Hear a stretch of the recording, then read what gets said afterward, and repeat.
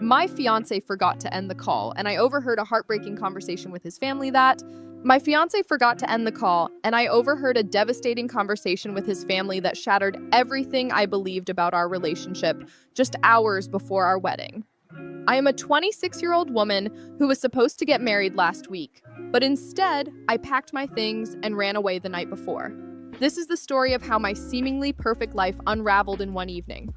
I had been in a relationship with my fiance, a 26-year-old man, for 3 years. We got engaged 6 months ago, and we also have 2 beautiful boys together, twin toddlers who are just 1 year old. To be completely honest, our kids were unplanned.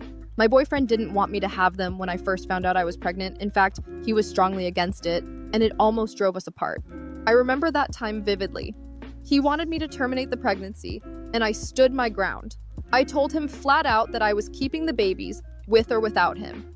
I even gave him the option to leave and assured him I wouldn't demand child support. I had faith in myself. I believed I was capable of raising my children alone. I have always had a strong maternal instinct, and to me, the timing felt right. Maybe it wasn't ideal, but I was ready to be a mother. When I told him all this, he asked for time to think. I made it clear that my decision was final, and if he couldn't accept it, I would walk away. Eventually, he came around. At least, that's what I thought. He apologized, promised to support me, and stayed by my side throughout the pregnancy. He even became the supportive partner I needed. He helped me through my cravings, comforted me during the difficult moments, and was there for every doctor's appointment. By the time our boys were born, he seemed like a different person, a proud father who was happy to have a family. When we found out we were having twins, it was overwhelming. I'll admit, I don't think I could have handled it all by myself, so I was grateful he chose to stay. He was a good dad, he changed diapers, rocked the boys to sleep, and even took turns waking up at night to soothe them. 6 months after our sons were born, he proposed to me. I said yes, partly because I had forgiven him for how things started, and partly because I believed we had both grown as people. We had been through so much together already. After 3 years of dating, a pregnancy, and the arrival of our twins, marriage felt like the natural next step. The months leading up to the wedding were a whirlwind of planning, excitement, and joy. My parents adored him and were over the moon about the wedding. They had always seen him as the perfect son-in-law, a hardworking, reliable man who had stepped up when it mattered most. I thought so too. He had become everything I hoped for in a partner, and I was genuinely happy. But the night before the wedding changed everything. We decided to spend the night apart, as is customary for some couples. I stayed at our home while he stayed at his parents' house just a few blocks away. That evening, he called me. He told me he loved me, that he couldn't wait to marry me, and that he was excited to start the rest of our lives together. His words made me emotional, and we shared a sweet moment on the phone. After saying our goodbyes, I waited for him to hang up, but he didn't. At first, I thought it was just a mistake. He has this habit of not pressing the screen hard enough to end calls, so I stayed on the line for a moment. That's when I heard his father's voice in the background asking if he had just been talking to me. Curiosity got the better of me, so I stayed quiet and listened. What followed was a conversation that still echoes in my mind, even now. His father asked him if he still felt the same way he had 2 days ago. My fiance hesitated before answering, but when he did, his voice sounded heavy with regret. He said, "Yes." My heart sank, but I couldn't hang up. His mother joined the conversation next, urging him to go through with the wedding regardless of how he felt. She said he needed to grow up and be responsible now that he was a father. She even called it bad enough that we had children out of wedlock, but getting married would at least make it right. Then his father spoke again. "We can't force you to marry someone you don't love," he said. "But if you don't, you're out of the will." My fiancé pushed back, saying he wouldn't be manipulated, but his mother kept pressing. She reminded him that having children meant stepping up and doing the right thing. "If you were ready to have kids," she said, "you're ready to get married." I don't know what hurt more, the fact that he admitted he didn't love me, or the fact that he was only marrying me because of external pressure. I stayed on the line long enough to hear him sigh and say, "Fine, I'll do it." So here's what happened. His mother said it, and his dad agreed. They were both on the same page, pressuring him into something he clearly wasn't ready for. My ex, on the other hand, was sitting there acting like a victim. He started this whole rant about how unfair everyone was being to him. He said he was being coerced into marrying me, even though he wasn't ready for it, just so he wouldn't be cut out of their will. Yeah, you read that right. The man was literally more worried about his inheritance than anything else. He kept going, complaining about how no one in his life ever stops to consider if he's ready for the things they push onto him. According to him, he's always being shoved into milestones he's not prepared for. Fatherhood, marriage, you name it. At this point, I honestly didn't care whether he was ready to be a father or not. His parents didn't either. They forced him to stay with me when I found out I was pregnant, even though the thought of having kids apparently terrified him. And now here they were, pressuring him to marry me because, God forbid, their son's life doesn't follow the exact script they wrote for him. He kept whining about how unfair we all were, and then, classic drama king move, he stormed out of the room, leaving his phone behind. His parents, meanwhile, didn't skip a beat. They just sat there, continuing to talk about how irresponsible he was and how he needed to grow up. That's when I hung up. I sat there stunned, staring at the wall, trying to process everything. The man I thought I knew, the one who'd been a decent boyfriend and a good dad for the past year, had only stayed with me because his parents threatened to disinherit him. And I found out all of this the night before our wedding. What a time to be alive. For a couple of minutes, I just sat there, unable to make sense of it. Sure, we'd had arguments when I first told him I was pregnant, but after that, he'd seemed to step up, or so I thought. Turns out, he was just really good at pretending, Oscar-worthy, honestly. Once I managed to stop my head from spinning, I knew I couldn't go through with it, so I packed up my stuff, grabbed my kids, and drove to a hotel on the outskirts of town. It was late when we got there, and the kids were cranky, so I put them to bed, blocked my ex and his entire family on every platform I could think of, and just sat there. I cried all night, like full-on ugly crying. By the time I finally fell asleep, it was around 4 a.m. I was emotionally drained, but at least I had some clarity. The wedding venue and everything else had been paid for by his parents, and since they were loaded, I didn't feel bad about the money that was going to waste. It was their idea, after all. Let them deal with the fallout. Before I went to sleep, I texted all my friends and family, letting them know the wedding was off. I didn't go into details, just told them I'd explain later. I also made it very clear that I didn't want anyone reaching out to my ex or his family. Thankfully, my people had my back and respected my wishes. The next day, I stayed in the hotel. I ate my feelings and played with my kids, trying to focus on them because they were the only ones who mattered. I was heartbroken, sure, but I had to keep it together for them. The day after that, I decided to go back home to grab my stuff and move out. I dropped the kids off at my parents' place first, then headed to the house. When I got there, my ex was waiting for me. He looked like he hadn't slept, his face all pale and panicky. He started asking where I'd been, saying he was worried sick. Then, without even letting me respond, he launched into a tirade about how humiliated he and his family were. Apparently, they'd waited for hours at the wedding venue, expecting me to show up. He said I owed them all an explanation and a public apology. Cold feet, according to him, was not an excuse to humiliate his family like that. I didn't bother arguing. I just told him I'd overheard his conversation with his parents. For a moment, he looked confused, then it clicked and he had the decency to look ashamed. That was it for me. I went inside, grabbed the essentials, and left without another word. I didn't feel the need to explain myself. He'd done what he thought was right, and now I was doing what I thought was right. I wasn't interested in being his wife anymore. I just wanted to focus on being a good mother. That was a week ago. I thought it was over, but today he showed up at my parents' house begging to talk to me. My parents, who now know everything, didn't want to let him in, but I agreed to talk to him one last time. We stayed outside so we wouldn't wake the kids.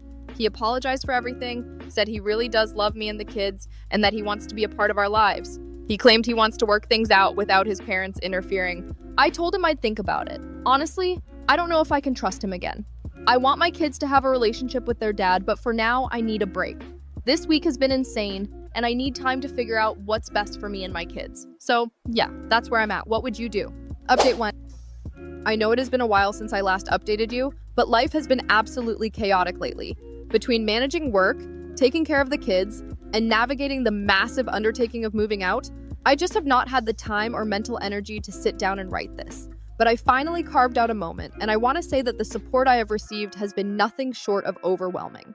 I genuinely cannot thank you all enough for the love, kindness, and advice that so many of you have shared. It has meant the world to me, and I truly appreciate every word of encouragement. To get straight to it, yes, I have spoken to a lawyer about the custody arrangements. I have decided to pursue full custody of my kids because after much reflection, I know now that I cannot get back together with my ex. That chapter of my life is closed. However, I want to address something. After my last post, I started getting hateful messages from a few people accusing me of being selfish or a bad mother for even considering reconciliation. Honestly, those comments were so out of line. I am a mother, yes, but I am also a human being with emotions and vulnerabilities. Only a week had passed since that fateful phone call when I was still reeling from the emotional weight of a 3-year relationship. 3 years, for the love of God. Of course, I had not fully moved on yet. I was hurting, and I let my emotions get the better of me when I briefly considered giving him another chance. But here is where I stand now. I am feeling much more grounded and stable. I have had time to reflect and realize that my priority needs to be myself and my kids. There is no going back for me. No matter how much I loved him in the past or how emotional I felt at the time, I have to do what is best for my children and me. That means moving forward without him. The hateful comments were unnecessary and cruel, but I suppose that is just the nature of the internet. People feel entitled to judge without knowing the full story. I should have expected it, but it still stings. Anyway, as I mentioned, I started looking for a lawyer 2 days after calling off the wedding. It took me some time to find someone I felt comfortable with and could trust completely. My ex and I had never discussed custody arrangements before because, honestly, neither of us ever imagined we would end up here. But now that we are officially done, it is time to take the necessary legal steps to ensure that my children stay with me. I do not believe my ex would even try to take them away, but I cannot say the same about his parents. They are very traditional and have a rigid conservative mindset about family and custody. I am almost certain they would not be okay with their son not having custody of his children, and I fully expect them to try and challenge me on it. I am preparing myself for that battle because I know it might be coming. As for my ex, the last time we spoke was 3 days ago, and since then, there has been no contact. That silence speaks volumes. It confirms what I already suspected. No matter what he says about wanting to make things work, his actions show that he is not ready to change or be the partner I need. If he truly cared, he would have checked in on me, at least once, but he hasn't. His words about wanting to make things work now feel hollow and meaningless. This lack of effort from his side reassures me that I am making the right decision. There is no trust left between us, and I cannot stay with someone who does not value me enough to put in the effort. This is what is best for me and my kids, and I know that. I plan to tell him my decision soon, and I just hope that he takes it well and does not cause a scene about the custody arrangement. That is the last thing I need to deal with right now, but I am prepared for it if it comes to that. Thank you all again for your support. It means everything to me. I will keep you updated as things progress. Update 2. I do not want to get back together with him, and I also mentioned that I am planning to file for full custody of our kids. I thought giving him a heads up would be the respectful thing to do. Honestly, I expected him to be fine with it because as far as I knew, he had already admitted he was not ready for marriage or fatherhood. It seemed logical to me that he would feel relieved, maybe even grateful, that I was not forcing him into something he had repeatedly said he was not prepared for. But oh boy, was I wrong. Instead of understanding or agreeing, he completely flipped out. He started arguing with me, saying that I could break up with him if that is what I wanted, but I had no right to take his kids away. At first I thought, okay, maybe this makes sense if we had a functional relationship or if he had shown any interest in being a father. But as you all know, that is not the case here. This is the same man who, for the entire year, had been vocal about not wanting kids. Up until a week ago, he was still saying he was not ready to be a dad. And now, all of a sudden, he is claiming he is ready to fight for custody? Something about this sudden change screamed fishy, and I could not ignore it. I am almost certain his parents are pulling the strings here like they always have. While we were arguing, he started to panic, which was awkward because we were at a restaurant and he was causing a scene. People were staring and I felt humiliated, but I tried to keep my cool and calm him down. After a while, he stopped shouting and I tried to have a rational conversation with him. At this point, I cannot afford to get dragged into a messy custody battle. I do not have the financial means, let alone the emotional bandwidth, to fight it out in court. Meanwhile, his parents could easily afford the best lawyers money can buy, and even if I had the moral high ground, they could still drag this out for years. So my best bet was to reason with him and hope he would back down. I reminded him of his own words, that he was not ready to be a father.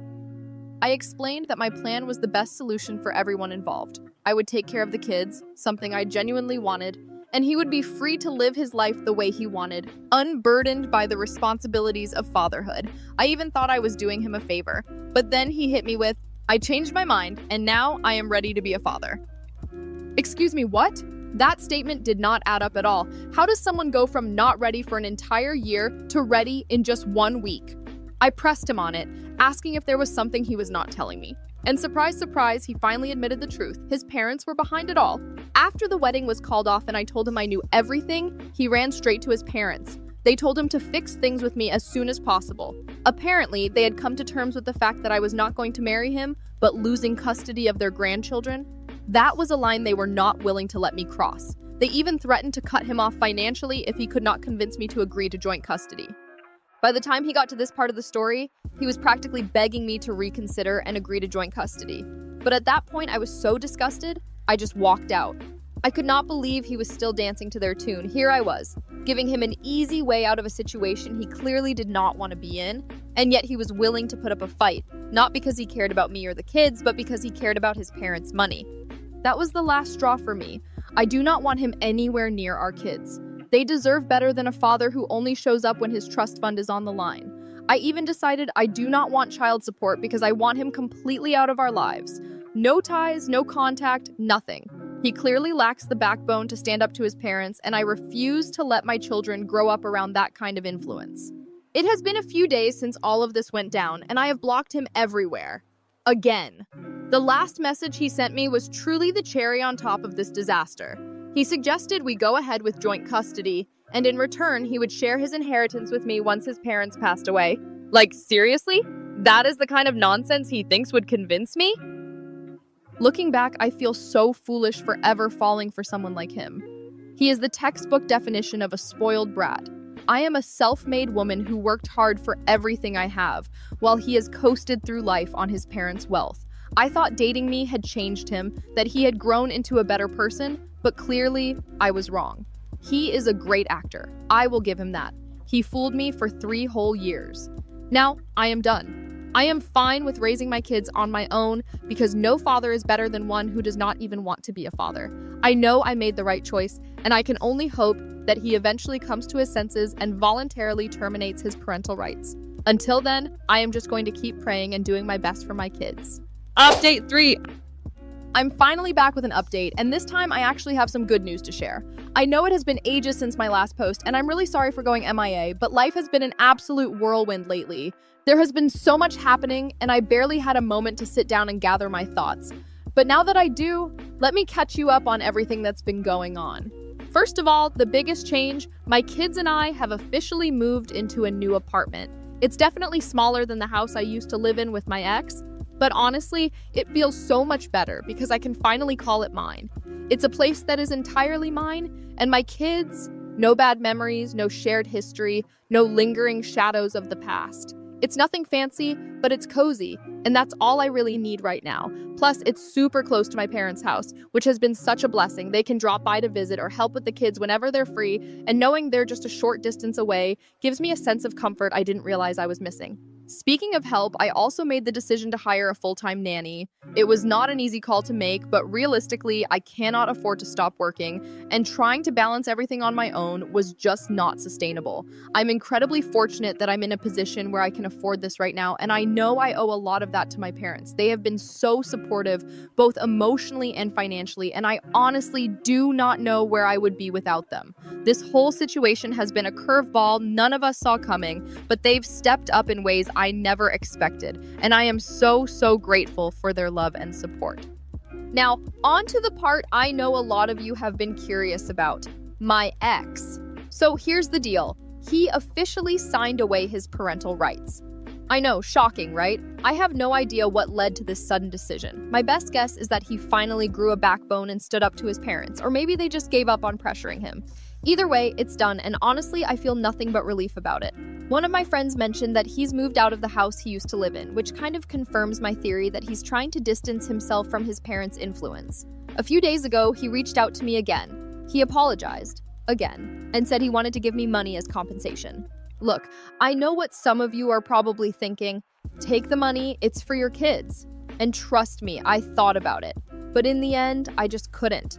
I wasn't joking when I said I wanted nothing more to do with him. I forgave him because holding on to anger wasn't doing me any good.